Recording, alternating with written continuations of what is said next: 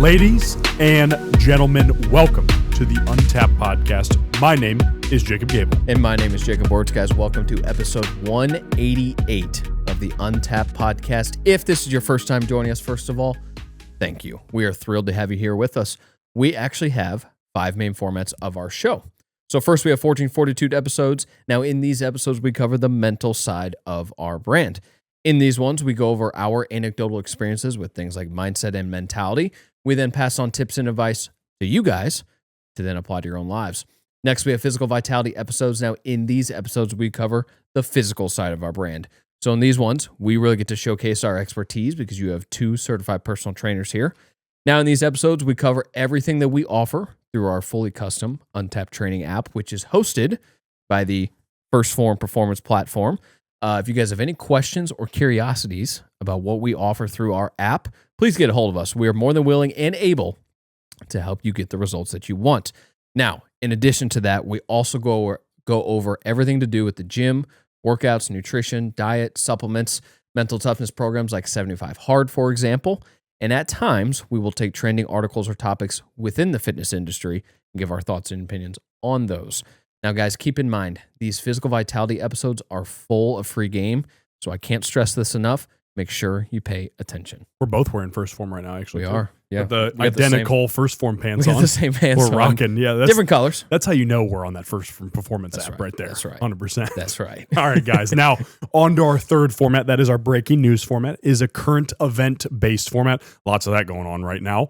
But we break down current events, current articles going on in today's world. A lot of the content you see around current events is very doom and gloom and the sad aspects of things. We are here to provide the solution-based aspect to those events. On to our fourth format. That is our Knights Table format. It is a masculinity-based format. We sit down and touch on things like toxic masculinity, if it's real, what it really is, fatherhood, the impact it's had on all 3 of our lives in here, and then male-based topics in general, how important men are to the future of the United States and also the world. Now, keep in mind, I'm 27. Wurtz 27. Our producer, Mitchell, is 25. Because of that reason, we're not coming to you like some all put together man. We will never achieve the mountaintop, so to speak, as a man. The only perfect man to ever walk this earth is Jesus Christ. Now, on to our 5th format. That is our guest format. We sit down with entrepreneurs, fitness professionals, athletes, doctors, anybody with a great story or somebody who brings you value of some sort. We got one coming up really excited about soon here as well. But you're going to learn a lot from those episodes because we always learn a lot from those episodes as well. Now, on to our last thing to introduce before the fact of the day and the main content of the episode, our producer and also my brother, Mitchell Gabel. What's up, uglies? Oh, wow. Man. I mean, right away. That's what we get, Just dude. attacking our attraptiveness. Oh, my God. You know that's my deep-seated insecurity. Yeah, dude. That makes 2 of us here, you know? Appreciate you backing me up on that one. Appreciate you. I got you. Come on now. Speaking of the guest episodes, something you could have mentioned as well for this upcoming one is it's going to be a lot of fun. We're going to be laughing. Oh, my gosh. It's going to be a ton of fun. So very excited for here in a couple weeks. Should be in a couple weeks. Arguably, again, we're kind of hyping it up, but it probably will be our funniest episode yet. Oh, dude, yeah. More than likely. Yeah. It's going to be a blast. Yeah. This guy's, a lot of you know who he is. Mm-hmm. Fun guy, funny guy. It's just a it's great gonna be dude. Yeah. Gonna be a lot of fun. It's Donald Trump, right? It is. Okay. Yes. We have the President of the United States coming on the show. Yep. And then we're going to join Border Patrol right after. Speaking of attacking character, man, you got attacked this weekend, didn't you? I guess, yeah. Well, it was technically yesterday, I think. Yeah, that's when the post went out. So what last is this? week. 20. Yeah. So literally a week ago. And I'll posted this on my story in some capacity or whatever. But January 26th, a guy left a comment that actually was a neighbor of mine. Used to be a neighbor of mine. Funny enough. Very cool. And he told me I was a bootlicker and then told me to eat shit and die because. Is this a guy I know? Oh yeah, you know him. For sure. Oh, He was a few years ahead of us in school. nice. Yeah. Right Or maybe on. At the old 2 house? years. Neighbor at the old house? Yes. Yeah, at the old house. Yeah. Very cool. Yeah. Yeah, he got you, dude. Oh, man. And then he blocked me after, so I couldn't respond. So, oh, man, he really fried my ass. For sure, bro. You were a piece of bacon I in his frying pan. actually donated to immigration support groups right after he Dag said blue. that. Yep, he convinced me. Yep.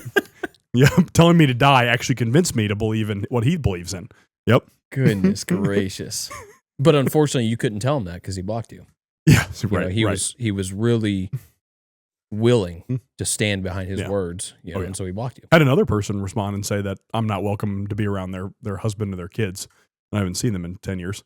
So it's kind of confusing Cool. one, but whatever. Yeah. Cool. Good stuff. Yeah. Hell yeah. Right on. I like supporting immigration laws. I'm a piece of shit. It's like, what are we talking about right now? Anyway. So insane. Yeah. All right, Mitch, let's get to it. Fact of the day. What you got? Did you know the oldest wooden wheel is over 5,000 years old? It's housed in a museum in Slovenia. Okay, that actually goes hard. That's pretty cool. I'm not going to lie, that goes hard. 5,000 years old? Yeah. Man, I'm only 27. I mean, we were inventing shit early, bro. Buddy literally just said that goes hard and is referring to a wooden wheel. That's insane. Okay.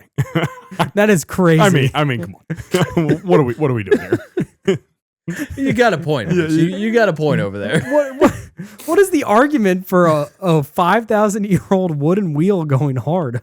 I want to know. Bro, think about that. How badass that is. Let me hear the argument here. Whoever built that wheel 5,000 years ago, that's sick. That is awesome. I feel like a lot of museums. I don't think I could build a wooden wheel now. You go and see. What probably would happen? You'd go to this freaking museum and it looks like a freaking SpongeBob wheel. Is probably what it looks like. It looks like a Yeah, it's square. like all crooked Yeah. one way. Yeah, it'd be crazy. Just can't roll at all. Like, just can't roll. It's like a Michelin tire. It's like it's like what the shit. Why do I have to change these more than, every 2 years or whatever? My gosh. Oh, that was a good one, Mitch. Thank you. Wurtz's faces get me every time, Mitch, because anytime you start introducing the fact, he starts losing it. Because it's always just something Yeah. ridiculous. We've had avocados. Now we've had wooden wheels. What are we talking about? What here? was the Dolphins one? Was there- Dolphin. Pyramids. Pyramids. Yeah. like what? Interesting stuff here on the podcast. Oh, man, Mitch. We are fascinating. There's no All doubt right. about that. Okay. All right. Especially our producer. All right. Knight's Table, episode 188. Let's rock. We haven't had a Knight's Table in a while, honestly. Is that correct? Yeah, I guess. Yeah. Yeah. Well, either way, an exciting one ahead. Yeah. I think a needed one right now. Sure. Jokingly, we were talking about, all the stuff that, people freaking out emotionally over current events and whatnot. This does play into it to a certain degree. We're going to talk about how to avoid being an emotional decision maker. And again, I'm going to caveat this early here. Obviously, none of us three in the room are perfect at this. So let me make that very clear. We're not going to be the perfect, staunch, stoic person like that here in any sort of manner and say that we're always perfect and we don't make decisions emotionally. Sure. Well, of course not. Sure. Now, again, should you be aware of that? Yeah. Mm-hmm. You should be aware of if you are making decisions emotionally, and you should do your best to correct that. It's the same idea as when you go back to Christianity, you think about repentance. Mm-hmm. You think about recognizing your sin, Mhm. Because we're all going to sin. I do every day.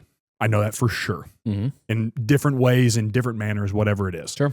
And that can be hard to sit there and be like, oh gosh, I made the wrong decision. Yeah. And that, Especially in the moment. in the moment, Yeah, 100%. yeah. So that goes into any type of leadership, as we're going to talk about, any type of emotional decision making. It does go into that because oftentimes when you're making decisions based on your emotions instead of just logically delivering something, it ends up being the wrong decision. Yeah. Emotions can be useful. God gave us them for a reason. Mhm. But let's be honest, how many of us know, and objectively, those of you that listen to this podcast, you guys, I think, are smart enough to glean this. How many of you can sit back and be like, yeah, I was really angry then and I shouldn't have said that. Yeah. Or I was really sad then and I shouldn't have done that either. Yeah. So self-awareness is a big Well, piece of this one too. Because with emotional decisions, it's rooted in the reaction to the moment, that current moment. And that's it. That's all you're thinking about. That's all you're seeing. That's all you are in, and in that moment, it's hard to get out of that lens, which is exactly what you're saying here. And to piggyback, like, of course, we're all guilty of this. We've done it. We will do it, and sometimes you make the wrong wrong ones, Mhm. you know, and you know, it can be hard to own up to those things, or it can also be hard to learn from them as well, you know, and if you're able to evaluate well enough, you should be able to move on from it, learn from it, and not repeat that, you know, and that's the biggest thing. That's the biggest takeaway that you have to get to is what happened? Where did I go wrong? What did I do wrong? Mhm. How can I prevent that? And then how do I not repeat that? You know, and that's kind of the simple process. It's a really good breakdown there. Yeah, and obviously there's times where going through that process is much easier said than actually done, but it can and should get done, you know. Funny enough, in our email newsletter that just went out today as we're recording, so basically a week ago on the 27th, when our Untapped newsletter email went out, we talked about this in the email actually. And kind of a little bit of a different perspective, but still the same idea. And so that's what it comes down to is that simple process. Go through it. I would say you have to go through it after the fact, because again, in that moment of whatever it is, whatever the situation is, it can be hard to like break it down step by step, you know, but when you've had a little bit of time to breathe and step away from it, then go back to the evaluation period, you know, and go through those steps and, you know, get better. Yep. I think, and again, this relates really well to us men, because so I can speak on, obviously I can speak on both experiences when it comes to being a single man, and I can also speak on experiences of being a dad and a husband early on here too. But so relating to both of those groups, you know, the husband, the fathers, and then also the single men. When you're husband and father, I'll get that out of the way first, because this one should be pretty clear. It's like there are days where during the week, work has just pissed me off, or lack of results in the right direction with Untapped has pissed me off and whatnot. And then I might say something in a tone to Holly that comes off as disrespectful, genuinely. It might not be the words I said might not be disrespectful, but the tone comes off that way. Sure. And it's important for me to sit there, and I've done this plenty of times since Haven's been born now, probably at least 4 or 5 that I can come off the top of my head and think of, where I've sat back and been like, Holly, I'm sorry. Completely unnecessary. Because you do not need to be bringing your work home with you, dads and fathers and husbands, excuse me. Because that's not fair to your family. That's not the type of energy they deserve. Truthfully, they deserve your absolute best. Work doesn't deserve your best, if we're being really honest. Like, if we're ranking things, you being a husband and father is way over work when it comes to importance. So even if it was a bad day, checking that and really really evaluating that emotional thinking you were in, and then adjusting that is super important, which is something I am doing weekly as well, as a, you know, semi-new, essentially, husband and father. Now, with the single man aspect of things too, when it comes to this decision-making process, I think we can all sit here, as all 3 of us have been single men, of course, at some point in time, you know, to where it could be your roommates, it could be your friends, it could be your family, whoever it is. That is something that is not fair to, you know, let's say you call your mom or whatever, and you've had a rough day at work, and you kind of snap at her or something like that. You know, that's not fair to her either. That's something you need to evaluate and be like, oh gosh, I just caught that. Yeah. That's not okay for me to be doing that. It's not fair. She's not the one who caused this. My dad's not the one who caused this. My friend isn't the one who caused this. My roommate, whatever situation you're in as a single man, there is good to catch that type of stuff. And notice the similarities between the two. Gosh, that you're describing. Yeah, 100%. And the thing is, again, this can be really difficult too, because I think what I've noticed, and I think you'll agree with this, is all of us 3 in here having a really solid father figure has made it easier to self-evaluate. Sure. In a lot of ways. Oh, yeah. Because the father instills that in you to a certain degree, and instills a very like calm thought process in you if he's done his job right, you know? While the friends we know that don't have a great father figure, a lot of times that can be harder. That's why you, as that friend who does not have the father figure, you then become the father figure for your future children or your current children that break the chain, so to speak, as people talk about, you know? So that's a really tough chain to break too, if we're being completely honest. Like, again, we can't speak on it, but we've seen it enough in our friends to know just how difficult the missing link of a good father figure really is, you know? Absolutely. Which is, again, a call to us men on this episode. So, yeah. Yeah, no, absolutely. And I think kind of transitioning to one of our other points here that we wanted to make was leadership roles, which goes right along with what you were just describing. But in the business sense, or even, business sense, or you could be a coach of some sort, whether that's a coach of a sports team or a coach of personal training clients like we are. I've been a coach of a sports team multiple times or on multiple occasions, and for many years as well. And when your decisions are rooted in emotion in those types of roles, those can have a pretty widespread effect. If it's business, well, then people's lives are at stake as far as financials. If you are a CEO or an owner, or you're the head of the sales department or whatever it might be, well, if you make an emotional decision to cut something or to have a new system of some sort, a new process of some sort, because you think the old one is not working, so you just make an emotional decision to wipe it and implement this new thing, and it doesn't work without consulting your team first. Exactly. Hey, what do you guys think about this? Like, what if we tried it this way? Completely different. Exactly. That's not emotional. Exactly. Yeah. Exactly. That is walking through a process that is necessary to implement something new that could put people's lives in jeopardy, again, in a financial situation. If you're in the military, then people's lives are absolutely at stake, with their life. But so if you make those decisions rooted in emotion, then people's financials are at stake. If you are a leader of a sports team, then the future of the team could be at stake. Wins and losses, championships won or lost, whether it's professional level, college level, high school, youth, doesn't matter. You could be putting your team in a worse position, and we've seen that in levels of professional sports. And so I think what people have to understand is that their emotional decisions have a long line of effect, but when you go through a logical process, talking to your team, talking to your fellow coaches, talking to your fellow executive team members and things like that, okay, well then maybe you figure out a correct way of going about whatever the new thing is or whatever it is that you're trying to accomplish.